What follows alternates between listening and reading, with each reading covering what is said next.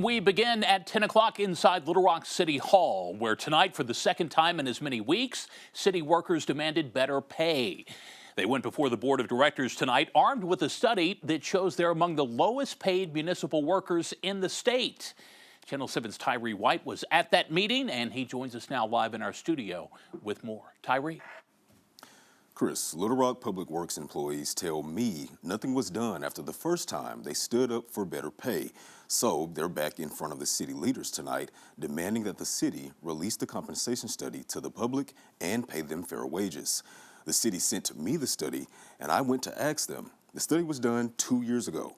So what has kept Little Rock from acting on what the study found? If you know we're underpaid, why are you not doing anything about it? Why are you not going to stand with us like we stand with this city every day and every night? The conversation around pay for public works employees in Little Rock isn't over yet. Let Andrew Brewer tell it, it's just getting started. We just want to keep showing up, and we're going to keep showing up. If we have to be back every week after this, we will. We'll be back. Because when they need us to show up, we show up. So we want them to show up for us now. Brewer works for the city, and he's leading the charge for better pay for workers in departments like his. It's what he did at the last city council meeting. Brewer says they don't just want better pay, but they deserve it. And the city's compensation study backs him up on that. Anytime my 16-year-old son can go to McDonald's and make more than the guys that I work with out here for the street department, there's a problem. The city of Little Rock hired Siegel, a consulting firm, to complete the compensation study. The study found that the city is behind on their starting, midpoint, and maximum salaries compared to market data. The study included 101 jobs from all departments throughout the city, like parks maintenance manager or solid waste equipment operators. Siegel uses the concept of a competitive range to determine competitiveness. It's defined between 95% and 105% of the overall market average for base pay ranges. Siegel found that Little Rock's minimum salaries were 92%, midpoint salaries were 91%, and maximum salaries were 87%. All are considered below market according to the study. I went to the meeting to ask Little Rock Mayor Frank Scott Jr. what has kept Little Rock from acting on what the study found. But I didn't have to ask. He answered that in the meeting. The dilemma we had with the city board, and I shared this with members of the city board in 24 budget setting, was, as we all know, the financial straits we were in.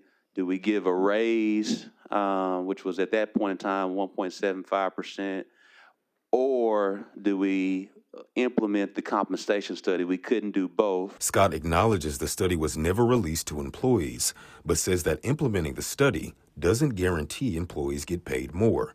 So the city opted for raises for employees instead to make sure everyone benefits. Scott says to implement the study, they needed close to $800,000. We've never not given the city a raise since I've been in office. That's number one. And so when we share this with you is, even if we are able to fund the compensation study, that does not mean that everyone gets a raise. But as the buttons on the city employees' shirts read, whether union or non-union, they still want the city to release the study. I'm a firm believer that the seeds you plant will manifest the harvest in due time. And we know the city, in due season, will make sure those seeds manifest in a great harvest for these employees. Now, Mayor Scott did say that another raise would be coming for city employees, but he couldn't say how much or when that will be. On your side, I'm Tyree White. Tyree, thanks very much. The mayor also said tonight to expect a presentation on the compensation study's findings in November.